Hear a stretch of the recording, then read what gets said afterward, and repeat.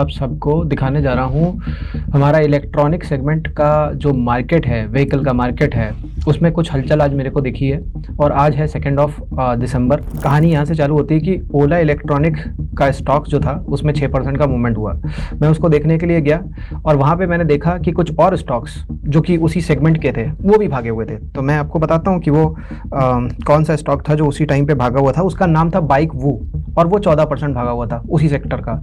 उसी के अंदर जब मैं और अंदर गया तो मैंने देखा कि उसी सेगमेंट की एक और दूसरी कंपनी है। उसका नाम मैं आपको यहीं पे दिखा दूं तो हाँ, टुनवल मोटर्स। अब क्या हुआ कि ये टुनवल मोटर्स या जो बाइक वो थी, ये दोनों ही कंपनियां मैंने देखा कि इनका P/B जो है वो कम है। इसका भी कम है, इसका 2 समथिंग या 1.65 समथिंग है जो ग्रो ऐप में मैंने देखा। और जो दूसरी कंपनी थी उसका 0.9 था, लेकिन क्योंकि वो 13-14% रैली कर चुकी थी इसलिए वो शायद 1 के ऊपर अब हो गया कि मैं इन्हीं सबको ओपन करके आपको दिखाना चाहता हूँ और क्या चल रहा है इनमें। बाइक वो ग्रीन टेक समथिंग करके कंपनी का नाम है और ये लिस्टिंग मेरे ख्याल से कुछ ही महीनों पहले हुई है। मेरे ख्याल से सितंबर में हुई है या जब भी हुई है, और वहाँ से लमसम ये गिर ही रहा है। ठीक है, अच्छा चलो P/B का रेशियो का चार्ट देख लेते हैं। और वो भी मेरे को दिख रहा है कि ये तो P रेशियो है, PB रेशियो। ठीक है, ये भी मेरे को दिख रहा है कि नीचे आता ही गया है और 0.9 पे पहुंच गया है। कभी यहाँ पे 1.5 था। तो मेरे लिए कंपनी तो अंडर वैल्यूड है। और किस सेक्टर में? ग्रोथ सेक्टर में, जो सेक्टर अभी जिनकी चर्चा चल रही है कि ये अच्छा कर सकते हैं, आगे बढ़ सकते हैं। ये कंपीटेंट ऑटो मेरे को फिर अगेन लेसर PB दिख रहा है, तो इसमें कुछ अच्छा हो सकता है हो, तो इसको भी देख सकते हैं। अब बाइक वो जो दिख रहा है मेरे को, उसमें हम देखें तो 1 का PB है, P/B रेशियो, और 42 करोड़ की ही मार्केट कैप है। अब रिसोर्सफुल ऑटो, इसकी अगर आप देखो PB नहीं है, मे बी नुकसान में चल रही है, कुछ समस्या हो। नक्श प्रेशियस मेटल नहीं लगता मेरे को कि इस सेगमेंट को बिलोंग करती, क्योंकि मैं फुल लिस्ट देख रहा हूँ। अब फुल लिस्ट में भी मेरे को ज़्यादा कंपनियां दिख नहीं रही हैं। ठीक है, चलो अभी मेरा पॉइंट क्या है कि मैं इतना हम रिसर्च कर डालें इसमें कि हमारे लिए काम आसान हो जाए आगे के लिए। अच्छा, वैल्यूएशन वाइज भी मेरे को कंपनी में बहुत ज़्यादा कुछ दिख नहीं रहा है कंपनी का। अब हम अगर जाकर के रीड वगैरह करेंगे डिस्क्रिप्शन वगैरह तो वो फिर ठीक नहीं रहेगा। अगर मैं P/B रेशियो का देखूं चार्ट इसका, तो वो भी अच्छा खासा बढ़ा है रिसेंट में। ठीक है, और लैंडमार्क कार्स और ये सब जो भी हैं, देखो मेरा पॉइंट क्या था कि हम पहले तो इलेक्ट्रॉनिक व्हीकल्स जो हैं, टू व्हीलर्स जो हैं, उनको पहले देखना चाहते हैं। तो 4 कंपनियां जिन पे आज मेरी नज़र पड़ी है उनको पहले हम डिस्कस कर लेते हैं, फिर हम कार वाले पे अगर टाइम बचेगा तो देख लेंगे आगे। ये टुनवल मोटर्स, और ये क्या है, फिनस्टर जो भी है इस वेबसाइट का कुछ रेटिंग सिस्टम जो भी है उसके बेसिस पे इसको वैल्यूएशन अच्छी लग रही है। और वैल्यूएशन क्यों अच्छी लग रही है? P/B रेशियो 1.65 है, जो कि मेरे हिसाब से अच्छा है। और वो देखो, जितने भी ग्रोइंग सेक्टर होते हैं ना, ग्रोथ सेक्टर, उन सब में आपको कभी भी जो ये P/B रेशियो होता है वो 3 के नीचे तो दिखता नहीं है इन जनरल। तो यहाँ पे अच्छा है कि कम दिख रहा है। और दूसरी चीज़, मेरे को डेट इक्विटी रेशियो देखना है, क्या यहीं कहीं दिख रहा है? डेट है 20 करोड़ का मार्केट कैप है, तो उस हिसाब से कम ही है। प्रमोटर होल्डिंग भी अच्छी है, ROE भी बहुत बढ़िया है कंपनी में। ठीक है, रोस भी और अच्छा है। ठीक है, मतलब 50% के करीब है। तो कंपनी तो ठीक लग रही है। मैं इसको और पीछे का डेटा देख रहा हूँ तो दिख नहीं सकता। 60 रुपीज़ से लिस्ट होकर के लिस्टिंग जब भी हुई, जितने में भी हुई, इसके बाद में अभी 40 रुपये करीब पहुँच गया।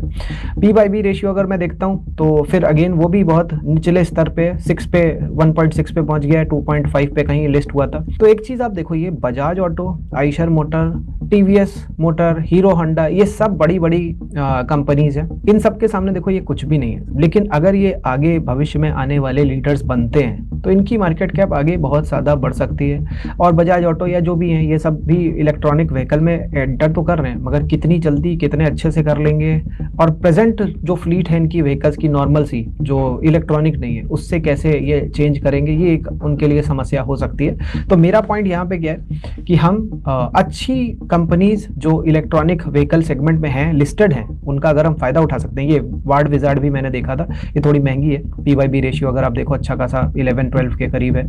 अतुल ऑटो 3-4 पे है, ये देख सकते हैं। ओला इलेक्ट्रॉनिक, जो कि हमेशा हम जानते हैं ओला का जो भी आता है कुछ भी वेंचर वो लॉस मेकिंग ही होता है। 40,000 करोड़ की सीधी सीधी मार्केट कैप मिली हुई है। बेच रही है ओला, बढ़िया। ओला अपनी बाइक वगैरह बेच रही है, बहुत सारे उसके शोरूम वगैरह हैं। मगर अभी बीच में मैंने सुना था कि कोई गया उनके शोरूम पे, बाइक को अपनी लाद करके, ये ख़राब हो गई है। फिर उन्होंने कहा नहीं, ये हमारा सर्विस सेंटर नहीं, सर्विस सेंटर में कहाँ था, क्या था, कुछ पता नहीं था। तो ठीक है, तो 40,000 करोड़ मार्केट कैप इंजॉय कर रहा है ये। और अगर मैं P/B रेशियो देखूँ तो अच्छा खासा बढ़ा हुआ है उस हिसाब से, और पी रेशियो नेगेटिव में है काफ़ी, मतलब नुकसान वाली कंपनी है। और अतुल ऑटो, अब ये क्या इसमें इलेक्ट्रॉनिक व्हीकल में है कि नहीं है, ये थोड़ा सा हमको और एंटर करना पड़ेगा। और मैं ऊपर वाली कंपनियों में तो देखूंगा ही नहीं, मैं नीचे ही सब कुछ देखूंगा, ठीक है।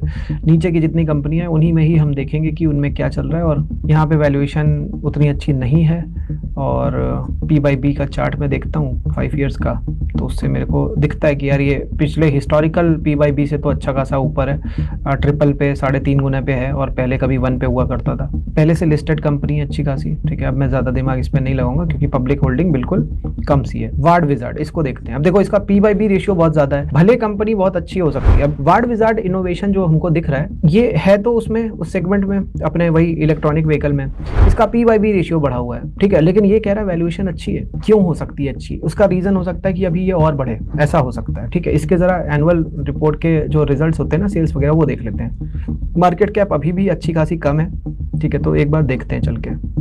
अब मैं पी रेशियो देखूंगा नहीं, ठीक है। पी रेशियो में नहीं देखूंगा। पी बाई बी अगर, अरे वाह, पी बाई बी अभी कम ही है यार, हिस्टोरिकली जितना पहले हुआ करता था उस हिसाब से कम है। लेकिन कंपनी ने बहुत प्रॉफिट बनाया होगा, तब शायद नीचे आया होगा। एक सेकंड देखो, जनवरी में 2024 में लमसम 21 का पी बाई बी रेशियो था। जनवरी में देख लेते हैं 2024 के आसपास क्या रिजल्ट वगैरह थे। ये तो क्वार्टरली रिजल्ट है। अब यहाँ पे आप देखो कुछ अब ऐसा हुआ होगा जिसकी वजह से एकदम बड़ा सिग्निफिकेंट चेंज उधर आया, ठीक है। और हम देख रहे हैं कि अगर क्वार्टरली सेल्स देखो तो आप लमसम यहाँ तक बढ़ी है, फिर इसके बाद में गिर गई हैं दोनों क्वार्टर्स में, ठीक है। और अगर मैं ईयरली सेल्स देखूं तो ये 8 लाख से 39 CR, 180 CR, 240 CR, 317 CR, ये तो सेल तो बहुत ज़बरदस्त तेज़ी से बढ़ रही है इस कंपनी की। और नेट प्रॉफिट भी अच्छा खासा बढ़ रहा है उस हिसाब से, और नेट अर्निंग पर शेयर भी बढ़ रही है, ठीक है। अब वो बात अलग है कि बहुत ज़रा सी है अर्निंग पर शेयर।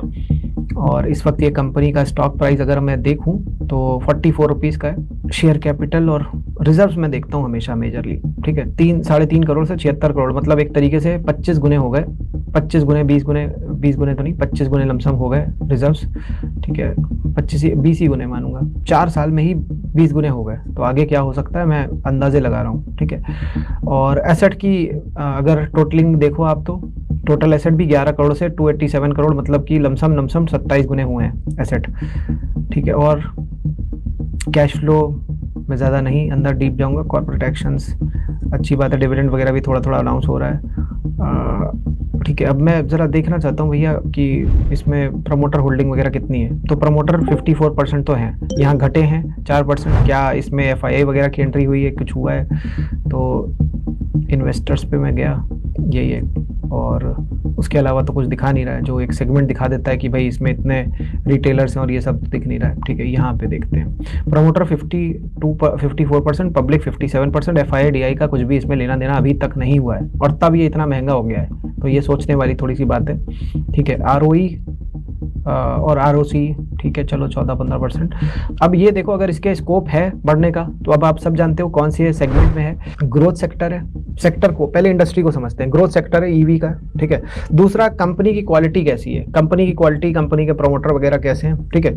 तो कंपनी एज सच क्या उसका बेनिफिट उठाने के लिए तैयार है, किस चीज़ का, जो ग्रोथ आने वाली है। तो क्वालिटी के पॉइंट ऑफ व्यू से अगर देखूं, मेरे को सेल्स बढ़ती हुई दिखी है, मेरे को नेट प्रॉफिट बढ़ता हुआ दिखा, तो मैं क्वालिटी के भी नंबर दूंगा इसको।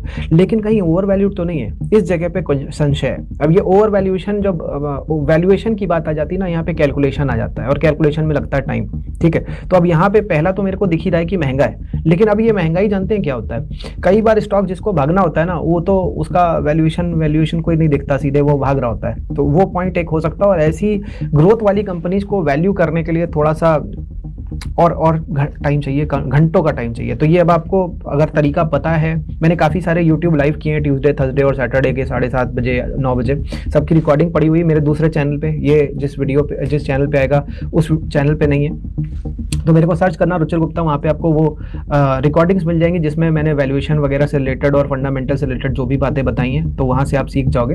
अतुल ऑटो, अब अतुल ऑटो इलेक्ट्रॉनिक में है कि नहीं सेगमेंट में हमें नहीं पता, लेकिन प्रमोटर होल्डिंग थोड़ी सी कम है। देखें FII वगैरह अगर होगा तो समझ में आ जाएगा। अच्छा, ये विजय केडिया जी भी इसमें इन्वेस्ट करके बैठे हुए हैं लग रहा है। होल्डिंग वैल्यू, अरे बाप रे, 345 करोड़ उन्होंने लगा के रखा हुआ इसमें। ओहो, जून के, अच्छा, मतलब इनकी होल्डिंग भी उतनी की उतनी है, कुछ घटी वटी नहीं है।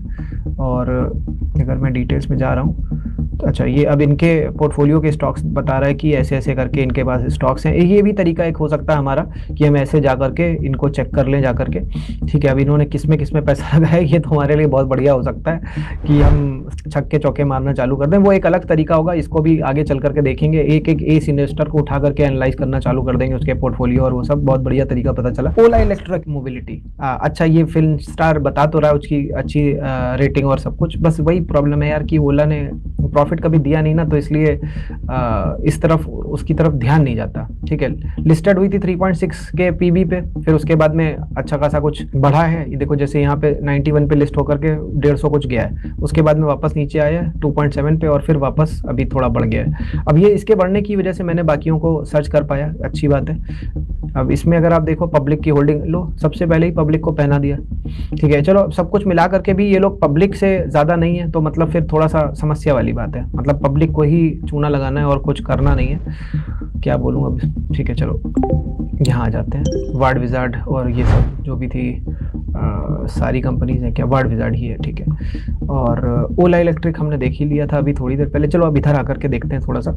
ऊर्जा ग्लोबल करके एक और कंपनी है, ठीक है, इसको भी मैंने ओपन करके रखा है। अब ऊर्जा ग्लोबल को जब मैंने डाला था इसमें, तो वार्ड विजार्ड, ऊर्जा ग्लोबल और टनवल मोबाइल, ये मोटर्स, ये वैसे ही आ गया था, और ओला इलेक्ट्रिक आप जानते ही। और ये 3 को मैं छोड़ रहा हूँ क्योंकि ये बहुत बड़ी कंपनीज है और ये सीधी इलेक्ट्रॉनिक व्हीकल में मतलब उस तरीके से नहीं है। आप सब जानते हो, इनका नाम जानते हो कि इतना बड़ा इनका सेगमेंट इलेक्ट्रॉनिक व्हीकल अभी अगर बन भी जाएगा तो भी मैं वैल्यूएशन कंपेयर नहीं कर पाऊंगा। मेरे को क्लीन ऐसी कंपनी चाहिए जो पूरी तरीके से प्योरली इलेक्ट्रॉनिक व्हीकल में हो। ठीक है, मेजरली 90% 80% तो हो। अब जैसे ऊर्जा ग्लोबल है, वो बैटरी वगैरह में बनाने में है, तो बैटरी वगैरह से अब मैंने ये ऊर्जा ग्लोबल इसीलिए डाला था कि मेरे को बैटरी वगैरह से रिलेटेड कंपनियां मिले, लेकिन सीधी कंपनियां वो मिली नहीं। अब मैं ऊर्जा ग्लोबल का सेल्स वगैरह देखता हूँ। ठीक है, ये क्वार्टरली वगैरह नंबर्स हैं, 11 करोड़ से 19 करोड़, ये तो 3.5 साल में हुआ। ठीक है, अब यहाँ पे देखते हैं ईयरली के बेसिस पे।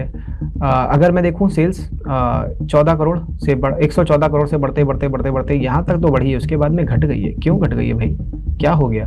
ठीक है, हालांकि ये पिछले 2 क्वार्टर में ही इसने पिछले पूरे साल का सेल्स का नंबर बीट कर दिया है। और नेट प्रॉफिट भी अगर देखूं तो लमसम पिछले 1 साल के बराबर इस 6 महीने में कर चुका है, तो शायद ग्रोथ का फिर से एक वो दिख रहा है। 4-5 पैसे टाइप की अर्निंग पर शेयर रही है, तो आगे चल के अगर कुछ अच्छा होता है तो मार्जिन यार बहुत बेकार है। अभी यहाँ पे शायद थोड़ा सुधरा है, बट मार्जिन पहले बड़ा बेकार रहा है, इधर भी खराब ही रहा है। और शायद इस कंपनी ने कुछ नाम वाम बदलवाया हो, या पहले से हो सकता है रहा हो इसमें नाम। वैसे सोलर पैनल और उसके सेल्स वगैरह का भी कुछ डिस्क्रिप्शन में इसके लिखा था। और यहाँ पे अगर मैं देखूँ रिजर्व्स 103 करोड़ से बढ़ करके 121 करोड़, बैलेंस शीट बढ़ के 166 करोड़ से 290 करोड़, मतलब लमसम डबल ही हुई है। ये थोड़ा सा समस्या वाला पेन पॉइंट है। ठीक है, अब मैं आपको दिखाऊंगा। अच्छा, प्रमोटर की होल्डिंग चलो 19% है और पब्लिक की होल्डिंग 80%, ये भी एक समस्या वाली चीज़ है। चलो अब जरा एक चीज़ देखते हैं, P/B रेशियो मेजरली एक बार देख लें। ठीक है, और उस हिसाब से ये अभी बढ़ा हुआ है। अब यहाँ पे देखो, ये जो 2-3 कंपनियां दिख रही हैं, इनको मैं ओपन करके छोड़ दे रहा हूँ। ठीक है, तो इसको भी हम चल के देखेंगे कि हाँ भाई टुनवाल मोटर्स, ठीक है, इनको क्यों देखेंगे? सेल्स वगैरह के नंबर्स के लिए। ठीक है, तो अगर ये तो क्वार्टरली नंबर्स थे, ईयरली नंबर्स अगर आईपीओ भी आया होता है, जैसे इसका आईपीओ शायद आया होगा, तो आईपीओ में भी कुछ पिछले साल के कुछ नंबर्स तो देते ही होते हैं। तो यहाँ पे 1 CR मतलब ये पूरा नंबर बता नहीं सकते थे, क्योंकि करोड़ में सीधे नंबर यहाँ पे रिपोर्ट होता है, लैक्स में होता नहीं। फिर सीधे 75, फिर सीधे 76, फिर 105, मतलब बढ़ रहे नंबर्स, तेजी से बढ़ रहे हैं। और यहाँ पे नेट प्रॉफिट भी तेजी से 12 करोड़ तक पहुंच गया। अर्निंग पर शेयर यहाँ पे कुछ अदर आइटम्स क्यों रही होगी उसका कोई मतलब नहीं, 2 रुपीज़ 85 पैसा। और कितने का स्टॉक है?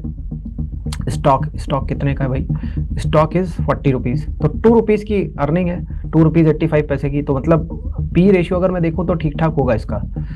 पी रेशियो अगर मैं देखूं 18-19, ठीक है, जो कि ओके। बुक वैल्यू और इसको देखूं तो 2.5 का कुछ रेशियो दिख रहा है इस वक्त। वैसे मैंने देखा था 1.6 समथिंग था, आपने भी अभी देखा होगा, फिनोलॉजी में तो कम दिखा रहा है। ये तो प्रॉफिट एंड लॉस की हो गई। उसके बाद में बैलेंस शीट कितनी तेजी से बढ़ी वो देखते हैं। 0 से बढ़ते 182 करोड़, तो तेजी से बढ़ रही है। इसको और ज़्यादा रिसर्च करूंगा, मेरा टाइम थोड़ा लग जाए, मैं रिसर्च और करूंगा। मैं आपको लग रहा होगा वर्थ इट है ये कंपनी रिसर्च की।